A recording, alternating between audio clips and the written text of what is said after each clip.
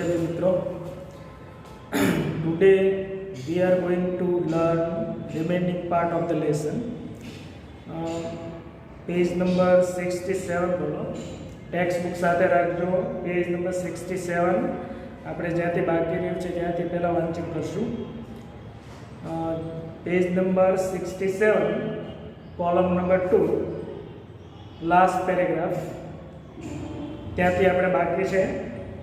In 1896, I moved into Cambridge School for Young Ladies in Massachusetts. એ શબ્દ તરફ જોજો, Massachusetts એ પ્રાંતનું નામ છે. This was really a great achievement for a lady like me who was blind, deaf and could barely produce sound for communication. I began writing poems and stories. Shortly before my examination, I lost my father. અહીંયા એક paragraph જોયું, બરાબર?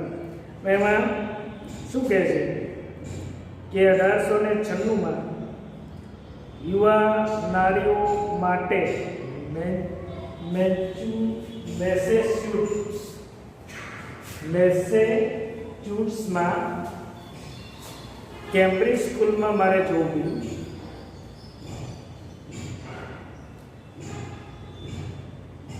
ફરી વખત જોઈએ આપણે. In 1896, I moved into the Cambridge School for Young Ladies in Massachusetts. 1896માં મેસેચ્યુસેટ્સમાં યુવા નારીઓ માટેની કેમ્બ્રિજ શાળામાં હું ગઈ. This was really a great achievement for a lady like me who was blind, deaf and could barely produce sound for communication. જે મારા જેવી સ્ત્રી માટે કે નારી માટે એક મહાન સિદ્ધિ હતી કે જે અંધ હતી, બહેરી હતી અને ભાગ્યે જ ચર્ચા કરવા માટે કોઈની સાથે સંવાદ કરી શકતી હતી. એવી મારી જેવી સ્ત્રીને એમાં મને પ્રવેશ મળ્યો. એટલા માટે એમ કહે છે કે હું નસીબદાર હતી. I began writing poems and stories. પછીની લાઈનમાં એમ કહે છે અહીંયા મેં કવિતાઓ અને વાર્તાઓ લખવાની શરૂઆત કરી. Shortly before my examination, I lost my father. પરીક્ષાના સમય પહેલા ટૂંકા સમય દરમિયાન જ મેં મારા પિતાને ગુમાવ્યા. વિચારો તમે કેટલું બધું અઘરું કામ હશે કે એના પરીક્ષા પહેલાં જ એના ફાધરનું અવસાન થયું. Although emotionally distant, I did my best in the examination. જો કે લાગણીથી હું વ્યથિત હતી છતાં પણ મેં પરીક્ષામાં મારાથી બને એટલું શ્રેષ્ઠ પરફોર્મન્સ કર્યું. My teacher could not accompany me to the examination hall. પરીક્ષા ખંડમાં મારા શિક્ષક મારી સાથે જોડાઈ શક્યા નહીં. Their teacher spelled out the questions in my hand and I type out the answers. જ્યાં શિક્ષક છે એ મારી હથેળીમાં ક્વેશ્ચન્સ એટલે કે પ્રશ્નોની જોડણીની મૂવમેન્ટ કરતા અને હું તેનો જવાબ ટાઈપ કરીને લખતી. When the result was declared, I was so full of joy to hear that. જ્યારે પરિણામ જાહેર થયું ત્યારે મારો ખૂબ આનંદ થયો.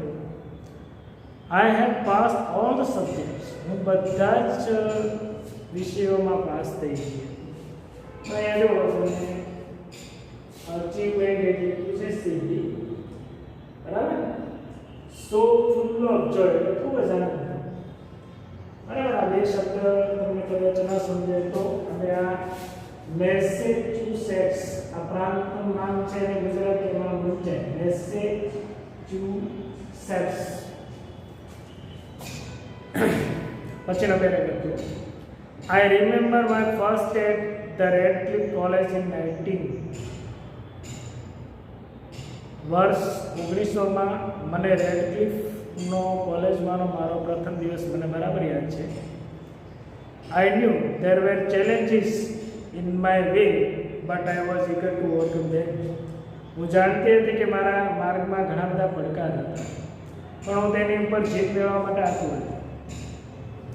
The professors looked far away as if they were speaking through a telephone. પ્રોફેસરો જાણે કે એટલા બધા દૂર હોય એવું લાગતું હતું કે જે ટેલિફોનમાંથી બોલતા ન હોય.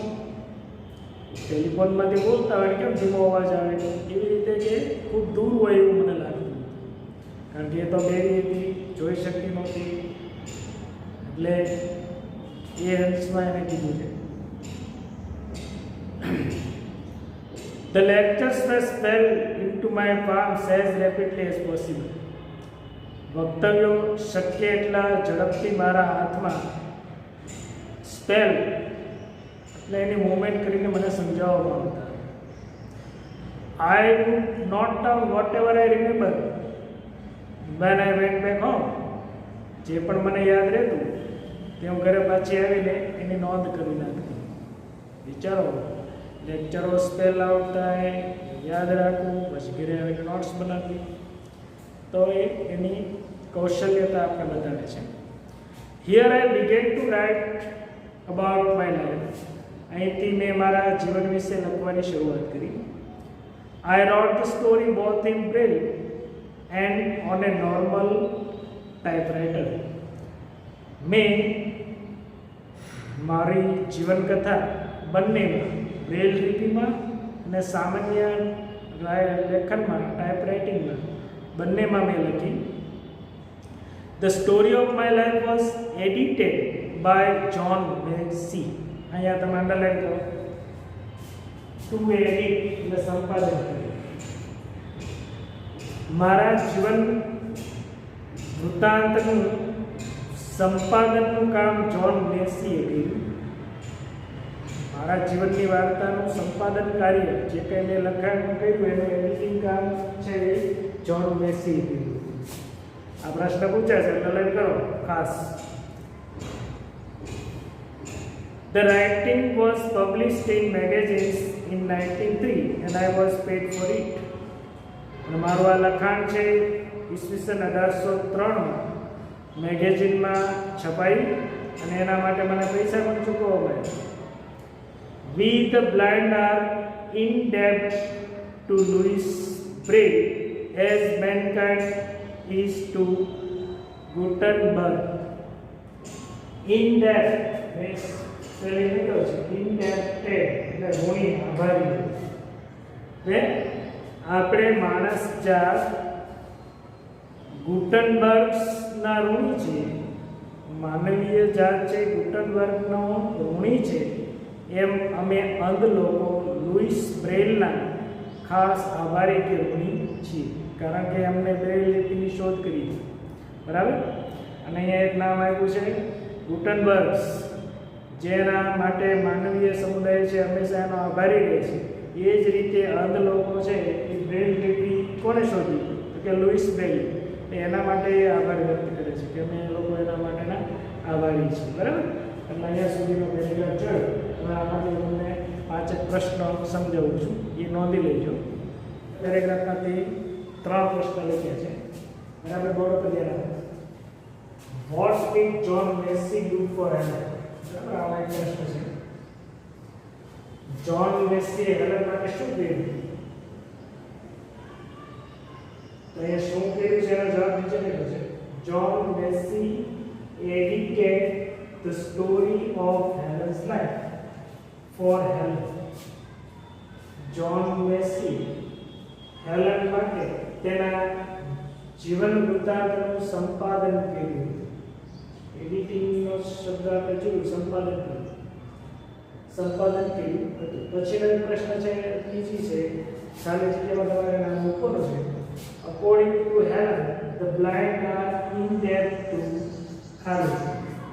હેલનના મત પ્રમાણે અંધજનો ખાલી જગ્યા, લોકો ખાલી જગ્યા વ્યક્તિને માટે રોણી છે અહીંયા આવશે Louis Braille Indian to Louis Braille હેલનના મતે અંધ વ્યક્તિઓ લુઈસ બ્રેગના આભારી કે ઋણી છે કારણ કે એને બ્રેગ લીટીની શોધ કરી હતી બરાબર પછી એક પ્રશ્ન એ લીધો છે when did Helen go to the Radcliffe College એની અંદર દરેક વાંચો અને first day I still remember my first day in Radcliffe College એવું લખેલું છે Helen which when Helen went to the Radcliffe College in 19 Helen ઈસવીસન 1900 રેડક્લિફ કોલેજમાં અભ્યાસ માટે ગઈ હતી બરાબર આ ત્રણ પ્રશ્નો જવાબ તમે નોટબુકમાં સારા અક્ષરે લખી